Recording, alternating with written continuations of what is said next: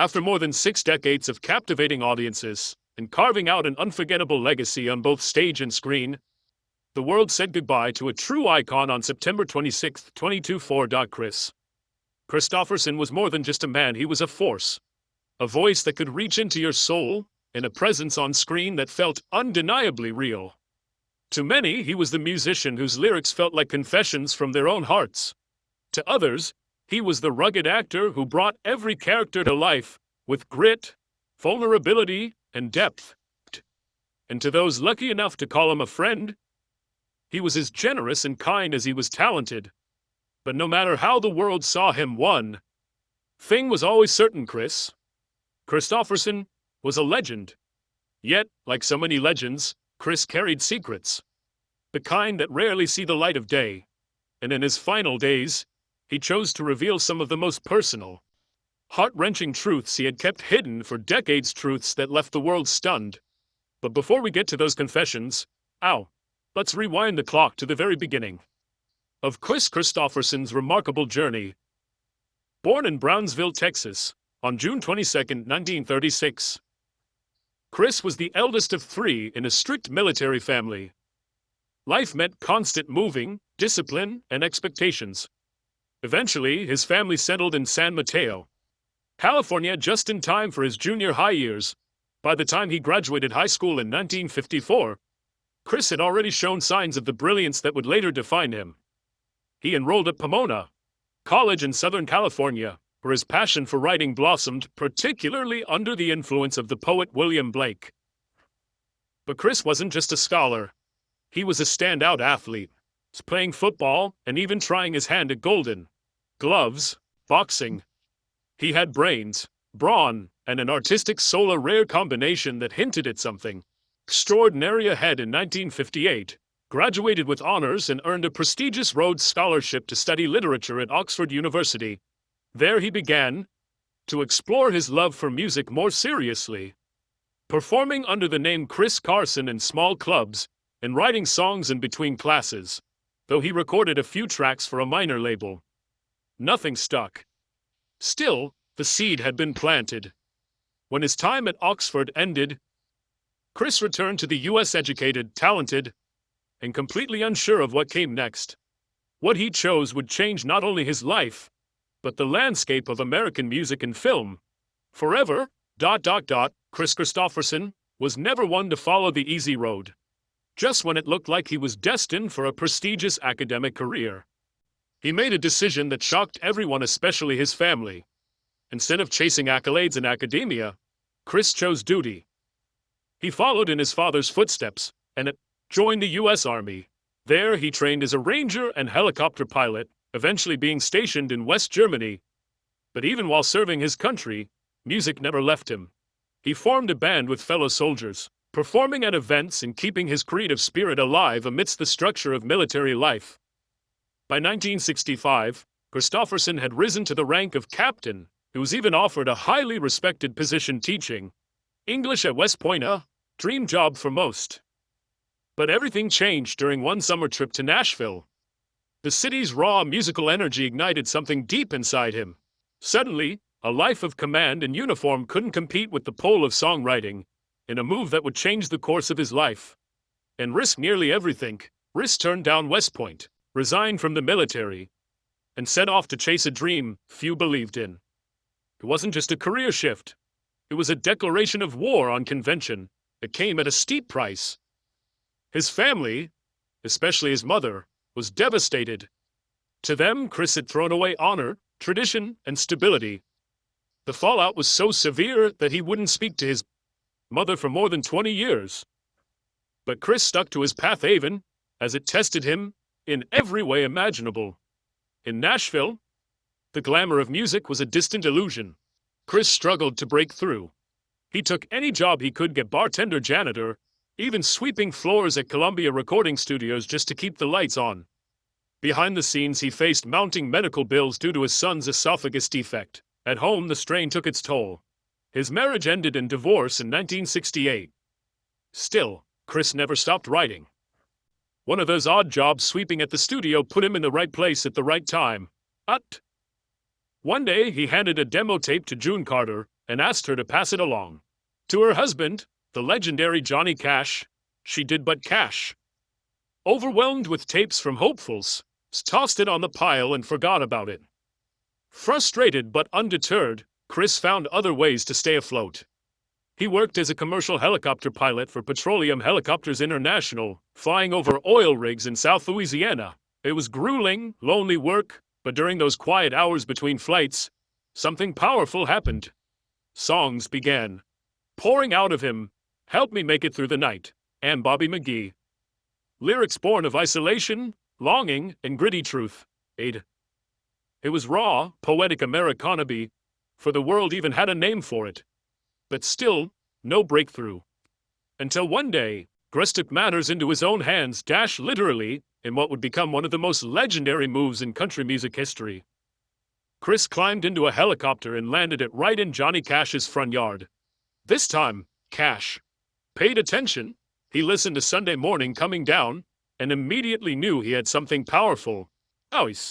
He recorded it. The song became a hit, and in 1970, it won Song of the Year at the Country Music Association Awards. Kris Kristofferson had finally arrived. But even before that, his songs were gaining momentum. Country artists like Dave Dudley, Jerry Lee Lewis, Roger Miller, and Roy Drewski began picking up his tracks. And when Janis Joplin's haunting version of Me and Bobby McGee hit no one on the charts in 1971, just months after her death, Kris's career went stratospheric suddenly. The former oil rig pilot, army captain, and janitor was the hottest songwriter in the business. Everyone wanted a piece of Kristofferson. Ray Price, Joe Simon, even Kenny Rogers. His music, once written in the shadows, was now echoing from radios across the country. But as Kris reached the top, life was far from a fairy tale. Of course, even legends face a few bumps along the road. After his dramatic rise to fame, Kris Kristofferson released his second album, The Silver-Tongued Devil and I, in 1971, a record that changed everything. The raw honesty of tracks like Loving Her Was Easier cemented his reputation not just as a brilliant songwriter, but as a recording artist in his own right. Suddenly, Kristofferson wasn't just writing hits, he was performing them with a voice and soul uniquely his own. Hollywood took notice. That same year, he made his acting debut in The Last Movie, directed by Dennis Hopper, and soon after, performed at the legendary Isle of Wight Festival, rubbing shoulders with rock royalty. Kristofferson's reach was extending far beyond country music. He was becoming a cultural force. By the end of 1971, the once-unknown songwriter had fully arrived. At the 1972 Grammy Awards, 3 of his songs were nominated across multiple categories. That night, he walked away with the Grammy for Best Country Song for Help Me Make It Through the Night. His name was now etched into the story of American music. Later that year, he released Jesus Was a Capricorn, and the album quickly found massive success, especially thanks to the heartfelt single Why Me, which became his first No.1 country hit. By November 1973, the album had sold over 500,000 copies and sat proudly at the top of the country charts. Kris Kristofferson wasn't just a hitmaker. He was an artist built to last. And amid all this professional triumph, his personal life found new light. After his divorce, Kris found love again with fellow singer Rita Coolidge. Their chemistry wasn't just romantic, it was musical. Their first duet album, Full Moon, dropped in 1973 and immediately soared to No.1 on the country charts. The pair would go on to win 2 Grammy Awards for their duets, From the Bottle to the Bottom and Lover Please. For a time, they were the dream couple of country music, magnetic, both on stage and off. Kristofferson's solo efforts in the mid-70s spooky ladies sideshow Who's to Bless and Who's to Blame and Surreal Things saw moderate success. But it was his work on the 1976 film A Star is Born with Barbra Streisand that pushed him into full-fledged stardom. The film's soundtrack topped the Billboard 200, went platinum, and sold over 4 million copies. Suddenly, Kristofferson wasn't just a country star, he was a household name. As the 1970s came to a close, He released more albums, including Easter Island and Shake Hands with the Devil, and one final duet record with Coolidge, Natural Act, before their marriage ended. But even through heartbreak, Kristofferson's music never lost its soul. Country legends like Willie Nelson continued to record his songs, and the two would eventually collaborate in powerful ways. The 1980s and 90s were a roller coaster of highs and lows for Kris. His solo albums, To the Bone 1981, Third World, Warrior 1990, The Moment of Forever 1995 reflected a more political, deeply introspective tone. They didn't top the charts, but they resonated with die-hard fans who understood the heart behind every lyric. Still, it was his collaborations that shined brightest during this period. In 1983, he joined country royalty Willie Nelson, Dolly Parton, and Brenda Lee for The Winning Hand. The album peaked at No. 4 on Billboard's Top Country Albums and reminded everyone that Kristofferson's magic hadn't faded. Then came Songwriter in 1984, where Kris starred alongside Willie Nelson had contributed to the film's soundtrack. His work earned him an Academy Award nomination for Best Original Song Score, a rare achievement for any musician, let alone one rooted in country grit. But 1985 would be a defining year. That year, Kris was inducted into the Songwriters Hall of Fame, a tribute to the staggering impact his words had left on generations. And more than that, he became part of something legendary, the Haim. Together with Willie Nelson, Johnny Cash, and Waylon Jennings, they formed the ultimate country supergroup. Their debut album, Highwayman, was an instant classic, hitting No. 1 on the country charts and earning a Grammy nomination for its title track. With grit, soul, and uncheckable honesty, Kris Kristofferson had become something few ever do, not just a musician or actor, but a cultural icon. But his story was far from over. The first Highwayman album had been a massive success, but Kris and the group weren't done yet.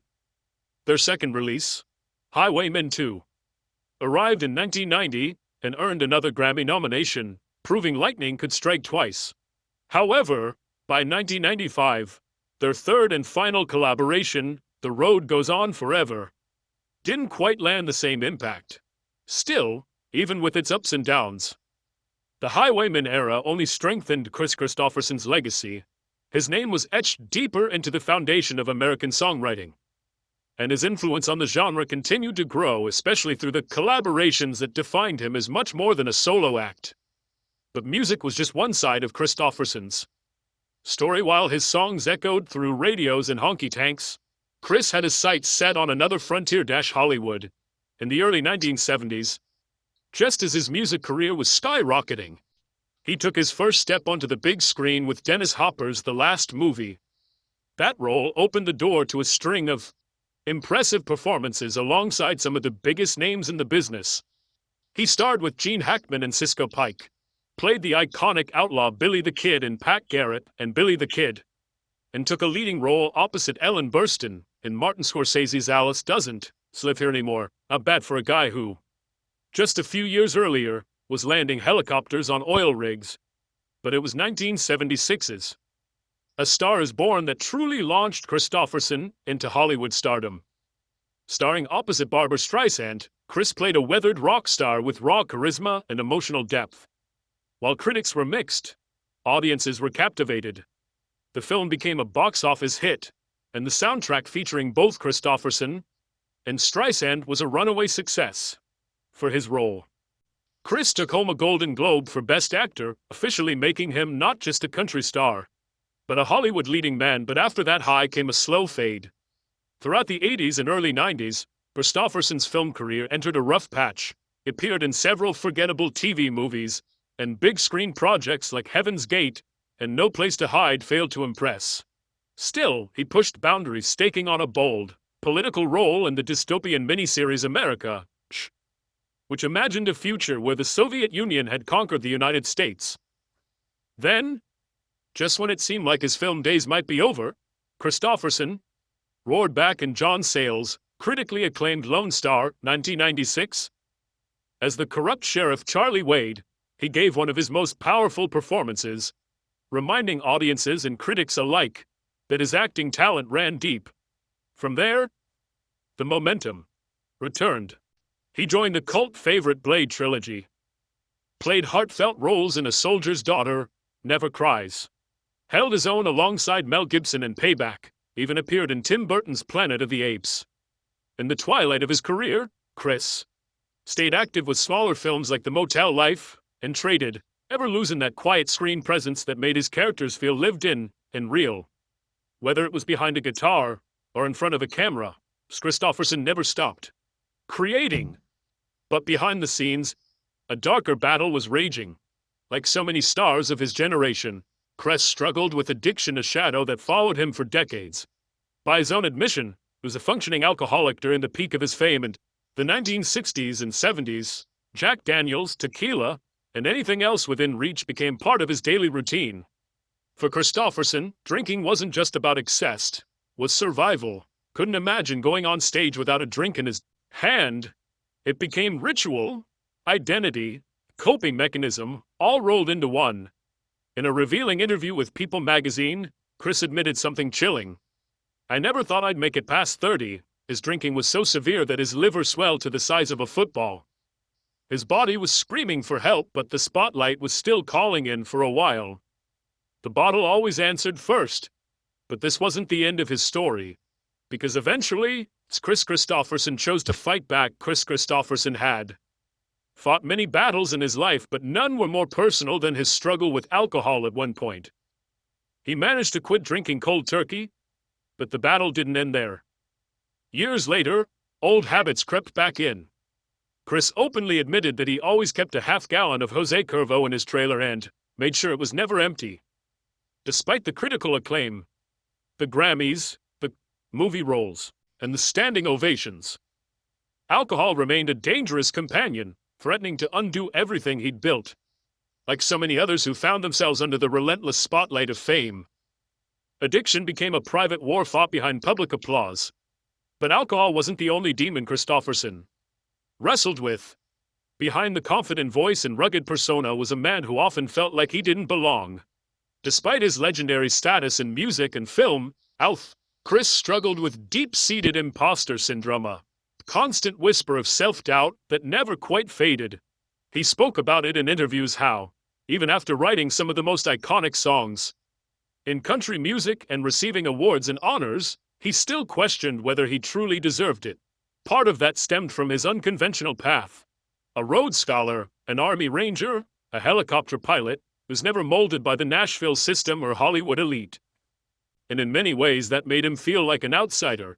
But that honesty, that raw vulnerability only made his fans love him more. He wasn't just a voice on a record or a face on a screen. He was real. And that authenticity resonated more deeply than any chart-topping hit ever could. Sadly, every great story must come to an end. Kris Kristofferson passed away peacefully at his home in Maui, Hawaii, on September 28, 2024, the age of 88. While his family did not release the exact cause of death, Kris had been open about his declining health in the years leading up to his passing. He struggled with memory loss, first feared to be Alzheimer's or dementia, but later correctly diagnosed as Lyme disease, a condition that quietly took its toll. Despite these challenges, Kris remained close to the people who mattered most. He continued to be a cherished figure in both the music and film communities, a living legend who never let the spotlight dim his humanity.